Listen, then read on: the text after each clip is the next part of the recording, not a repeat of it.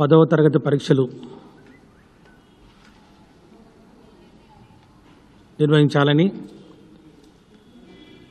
Schedule విడుదల చేసిన సంగతి అందరికీ విదితమే. జూలై 10 నుంచి 17 దాకా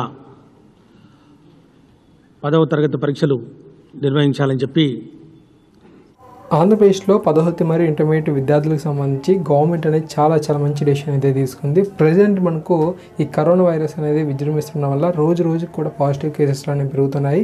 ఇటువంటి పరిస్థితుల నడుమ ఈ ఎగ్జామ్స్ అనేవి కండక్ట్ చేయడం ఎంతవరకు కరెక్ట్ అని చెప్పి చాలామంది తల్లిదండ్రులు అయితే ఆలోచన చేశారు.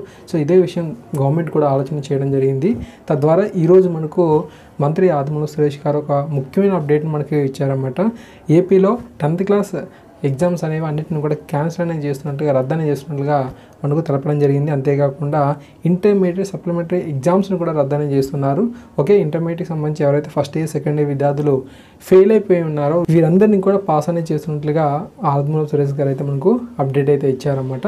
ఈ విధంగా సమాచారం అయితే ఉంది. ఓకేనా. సో యాక్చువల్లీ తెలంగాణలో ఉన్నటువంటి పరిస్థితులు అనేవి ఏపీలో లేవని చెప్పి గతంలో అన్నారు. బట్ ఏంటంటే రోజుకి కూడా ఈ యొక్క కేసెస్ అనేవి పెరుగుతున్నాయి.